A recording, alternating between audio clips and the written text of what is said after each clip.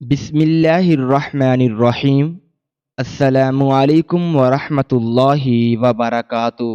عمیر بن وہب جنگ بدر سے خود تو اپنی جان بچا کر صحیح سلامت واپس آ گیا، مگر اپنے پیچھے اپنے لڑکے کو مدینے میں چھوڑ آیا جو مسلمانوں کے ہاتھوں گرفتار ہو گیا تھا۔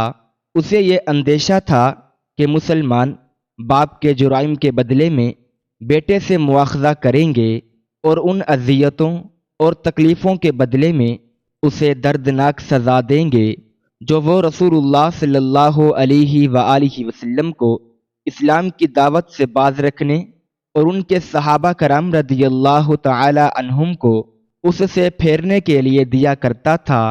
ایک روز عمیر چاشت کے وقت بیت اللہ کے طواف کرنے اور وہاں رکھے ہوئے بتوں سے برکت حاصل کرنے کی نیت سے مسجد حرام میں داخل ہوا۔ وہاں اس نے صفوان بن امیہ کو حتیم کی ایک جانب بیٹھا ہوا دیکھا تو اس کی طرف بڑھ گیا اور اسے سلام کیا۔ صفوان نے اس کے سلام کا جواب دیتے ہوئے کہا کہ عمیر، آؤ بیٹھو، کچھ دیر باتیں کریں، باتوں میں وقت اچھا کٹ جاتا ہے۔ عمیر صفوان کے بازو میں بیٹھ گیا اور دونوں کے درمیان جنگ بدر اور اس میں نازل ہونے والی مصیبت کا ذکر چھڑ گیا۔ وہ اپنے ان قیدیوں کا شمار کر رہے تھے جو حضرت محمد صلی اللہ علیہ وآلہ وسلم اور ان کے صحابہ کرام رضی اللہ تعالی عنہم کے ہاتھوں گرفتار ہو گئے تھے۔ سفیان نے ٹھنڈی سانس لیتے ہوئے کہا، خدا کی قسم، ان لوگوں کے بغیر اب زندگی میں کوئی لطف باقی نہیں رہ گیا ہے۔ تم بالکل صحیح کہہ رہے ہو۔ عمیر نے اس کی تائید کی، پھر کچھ دیر خاموش رہنے کے بعد بولا، رب کعبہ کی قسم، اگر میرے ذمے وہ قرض نہ ہوتے جن کی ادائیگی کا میرے پاس کوئی بندوبست نہیں ہے، اور میرے اہل و عیال نہ ہوتے جن کے اپنے بعد ہلاک ہو جانے کا مجھے شدید اندیشہ لاحق ہے، تو میں یثرب جا کر محمد صلی اللہ علیہ وآلہ وسلم کا خاتمہ کر دیتا اور اس فتنے کا سدباب کر دیتا جو ہمارے لیے پریشانی کا سبب ہوا ہے، نعوذ باللہ من ذالک۔ پھر وہ سرغوشی کے انداز میں بولا، مسلمانوں کے یہاں میرے لڑکے وہب کی موجودگی کے سبب میرا وہاں جانا ان کے لیے کسی تشویش یا شعبے کا باعث بھی نہیں ہوگا۔ صفوان نے عمیر کی اس بات کو غنیمت سمجھا۔ وہ نہیں چاہتا تھا کہ ہاتھ آیا ہوا یہ بہترین موقع ضائع ہو جائے، اس لیے اس کو مخاطب کرتے ہوئے بولا، عمیر، تم اپنا سارا قرض میرے اوپر چھوڑ دو، چاہے وہ جتنا بھی ہو، میں اسے تمہاری طرف سے ادا کر دوں گا اور تمہارے اہل و عیال کو اپنے اہل و عیال میں شامل کر کے زندگی بھر ان کی پوری کفالت کرتا رہوں گا۔ میرے پاس جو دولت ہے وہ ان سب کے گزر بسر کے لیے کافی ہے، وہ اس سے خوشحالی اور فراخی کے ساتھ زندگی گزار سکتے ہیں۔ تب ہماری اس باہمی گفتگو کو اپنے حد تک محدود رکھنا، کسی دوسرے کو اس سے آگاہ نہ کرنا۔ عمیر نے صفوان کو رازداری کی تاکید کرتے ہوئے کہا، میں تمہارے لیے اس کا ذمہ لیتا ہوں۔ صفوان نے اس کو اطمینان دلایا۔ عمیر مسجد سے اٹھ کر باہر آیا تو اس کے دل میں حضور صلی اللہ علیہ وآلہ وسلم کے خلاف بغض و کینہ کی آگ بھڑک رہی تھی۔ وہ اپنے اس ناپاک منصوبے کی تکمیل کے لیے ضروری انتظامات میں مشغول ہو گیا۔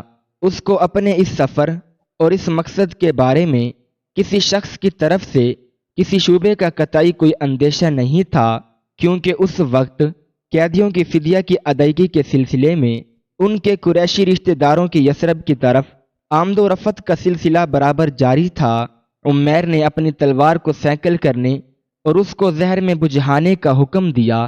پھر اس نے اپنی سواری کی اونٹنی طلب کی، وہ تیار کر کے اس کے سامنے لائی گئی اور وہ اس کی پشت پر سوار ہو گیا اور اپنے دل میں بغض و عداوت اور شر و فساد کے ناپاک جذبات لیے مدینے کی سمت چل پڑا۔ عمیر مدینے پہنچا اور اس نے رسول اللہ صلی اللہ علیہ وآلہ وسلم کو قتل کرنے کے ارادے سے مسجد کا رخ کیا، نعوذ باللہ من ذالک۔ جب وہ مسجد کے دروازے کے پاس پہنچا تو اس نے اپنی اونٹنی کو بٹھایا اور اس سے نیچے اتر آیا۔ اس وقت حضرت عمر فاروق رضی اللہ تعالی عنہ کچھ صحابہ کرام رضی اللہ تعالی عنہم کے ساتھ مسجد کے دروازے کے قریب ہی بیٹھے ہوئے تھے۔ وہ لوگ آپس میں جنگ بدر اور اس میں قتل ہونے والے قریشیوں اور ان کے قیدیوں کا تذکرہ کر رہے تھے۔ وہ مسلمان مہاجرین و انصار کے دلیرانہ کارناموں کی یاد تازہ کر رہے تھے اور اللہ کے اس احسان کو یاد کر رہے تھے جو اس نے مسلمانوں کی فتح و کامرانی اور ان کے دشمنوں کی ذلت آمیز شکست کی شکل میں ان کے اوپر کیا تھا۔ یکا یک حضرت عمر رضی اللہ تعالی عنہ کی توجہ بدلی اور ان کی نظر عمیر بن وہب پر پڑی جو اپنی سواری سے اتر کر تلوار لٹکائی مسجد کی طرف جا رہا تھا۔ یہ منظر دیکھ کر وہ گھبرا اٹھے اور یہ کہتے ہوئے دوڑے، یہ کتا دشمن خدا عمیر بن وہب ہے، اللہ کی قسم یہ کسی نیک ارادے سے نہیں آیا ہے، یہ مکہ میں مشرکین کو ہمارے خلاف اکسایا کرتا تھا اور جنگ بدر سے پہلے ہمارے خلاف جاسوسی کیا کرتا تھا۔ پھر انہوں نے اپنے ساتھ بیٹھے ہوئے لوگوں سے کہا، تم لوگ فوراً رسول اللہ صلی اللہ علیہ وآلہ وسلم کے پاس پہنچ جاؤ اور آپ صلی اللہ علیہ وآلہ وسلم کو چاروں طرف سے گھیرے میں لے لو اور ہوشیار رہنا کہ کہیں یہ خبیث مکار کوئی دھوکہ نہ کر دے۔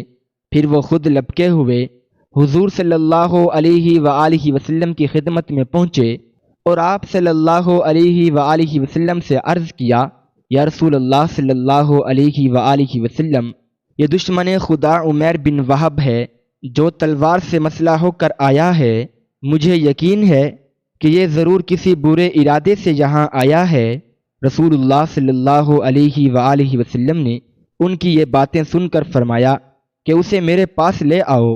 حضرت عمر رضی اللہ تعالی عنہ عمیر بن وہب کے پاس پہنچے اور اس کو گربان سے پکڑ لیا اور اس کی گردن کو تلوار کے تسمے میں پھنسا کر رسول اللہ صلی اللہ علیہ وآلہ وسلم کے پاس لائے۔ حضور صلی اللہ علیہ وآلہ وسلم نے اس کو اس حال میں دیکھا تو فرمایا کہ عمر، اس کو چھوڑ کر دور ہٹ جاؤ۔ پھر آپ صلی اللہ علیہ وآلہ وسلم نے عمیر کی طرف متوجہ ہوتے ہوئے اسے اور قریب آنے کا اشارہ کیا۔ اس نے آپ صلی اللہ علیہ وآلہ وسلم کے نزدیک جا کر جاہلیت کے طریقے سے سلام کیا۔ آپ صلی اللہ علیہ وآلہ وسلم نے فرمایا کہ عمیر، اللہ تعالی نے ہم کو تمہارے طریقے سلام سے بہتر سلام نوازا ہے۔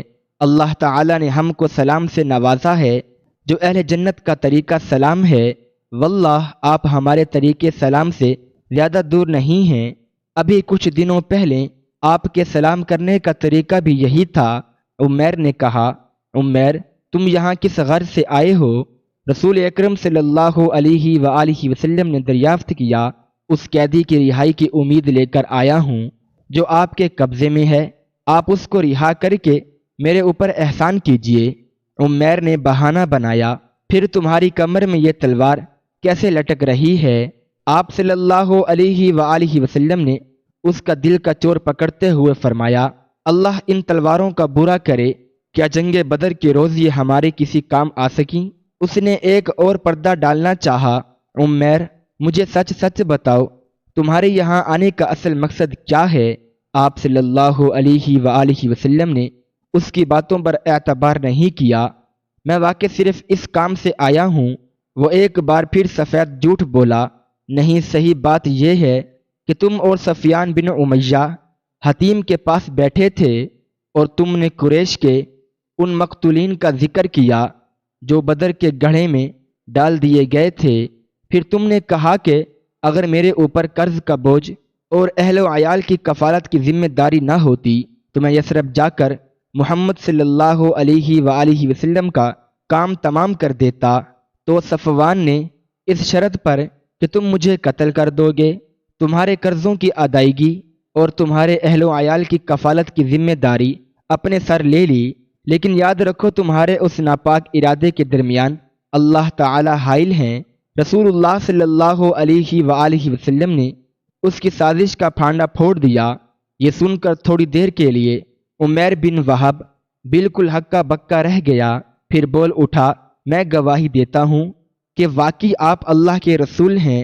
اس کے بعد اس نے کہا، یا رسول اللہ صلی اللہ علیہ وآلہ وسلم، ہم آپ کی بیان کردہ آسانی خبروں اور آپ کے اوپر نازل شدہ وحی کی تکذیب کرتے تھے، لیکن میرے اور صفوان کے مابین طے شدہ اس منصوبے کو میرے اور اس کے علاوہ کوئی نہیں جانتا تھا۔ اللہ کی قسم، اب مجھے اس بات کا یقین ہو گیا کہ ہمارے اس خفیہ منصوبے سے اللہ کے سوا کسی دوسرے نے آپ صلی اللہ علیہ وآلہ وسلم کو آگاہ نہیں کیا ہے۔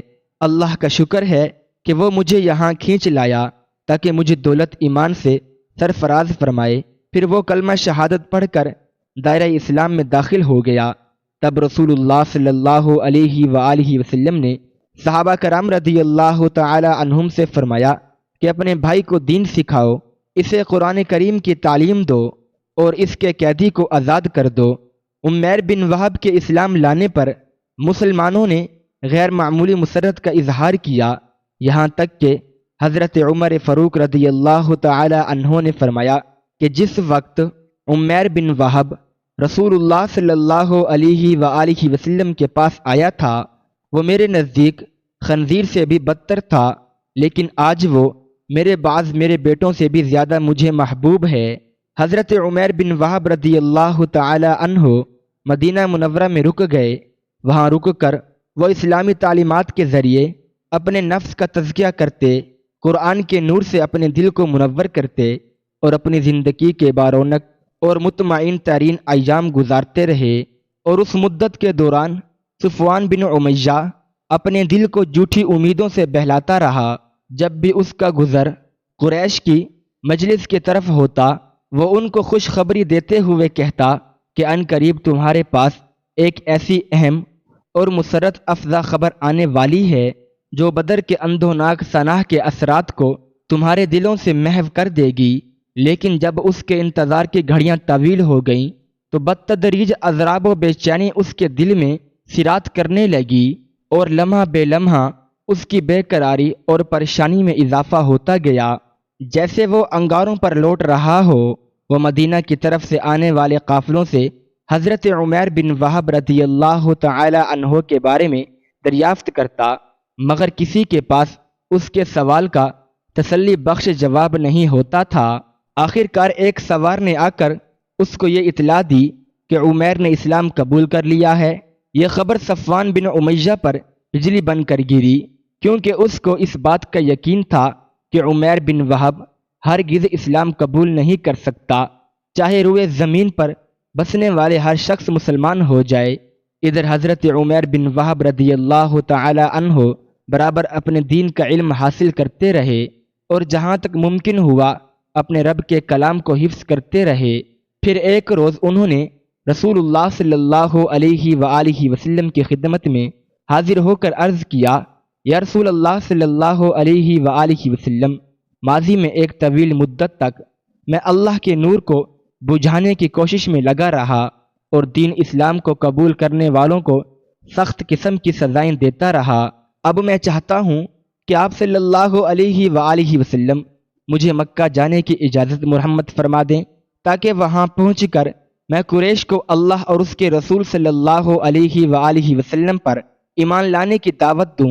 اگر وہ میری دعوت قبول کر لیں گے تو یہ ان کے حق میں بہتر ہوگا، لیکن اگر انہوں نے میری اس دعوت کو قبول کرنے سے انکار کیا تو میں ان کو بھی بت پرستی اور انکار اسلام کے جرم میں ویسے ہی اذیتیں دوں گا جیسے اصحاب رسول صلی اللہ علیہ وآلہ وسلم کو اسلام قبول کرنے پر دیا کرتا تھا۔ رسول اللہ صلی اللہ علیہ وآلہ وسلم نے ان کو اجازت دے دی۔ اجازت پا کر وہ مکہ آئے اور صفوان بن امیہ کے گھر پہنچے اور اس سے بولے، صفوان، تمہارا شمار مکہ کے سربرد آوردہ لوگوں اور قریش کے اصحاب عقل و دانش میں ہوتا ہے، کیا واقع تم یہ سمجھتے ہو ان پتھروں کی پرستش اور ان کے لیے قربانی کرنے کا جو طریقہ تم لوگوں نے اختیار کر رکھا ہے وہ عقل کے روز سے زندگی گزارنے کا صحیح طریقہ ہے؟ میں تو اسے درست نہیں سمجھتا اور اس بات کی گواہی دیتا ہوں کہ اللہ کے سوا حقیقت میں کوئی معبود نہیں ہے اور محمد صلی اللہ علیہ وآلہ وسلم اس کے رسول ہیں۔ پھر حضرت عمیر بن وہب رضی اللہ تعالی عنہ مکہ میں دعوت اللہ کے کام میں جڑ گئے اور بڑی تعداد میں لوگ ان کے ہاتھ پر مشرف با اسلام ہوئے۔ اللہ تعالی حضرت عمیر بن وہب رضی اللہ تعالی عنہ کو بہترین اجر سے نوازے اور ان کی قبر کو نور سے بھر دے۔ اللہ پاک ہمیں بہتر عمل کرنے کی توفیق عطا فرمائے۔ اللہ پاک ہمیں دین کی مکمل سمجھ نصیب فرمائے، آمین یا رب العالمین۔ ناظرین، کمنٹ باکس میں اللہ تعالی کے 99 ناموں میں سے ایک نام ضرور ٹائپ کریں۔ شکریہ، اللہ حافظ، السلام علیکم ورحمۃ اللہ وبرکاتہ۔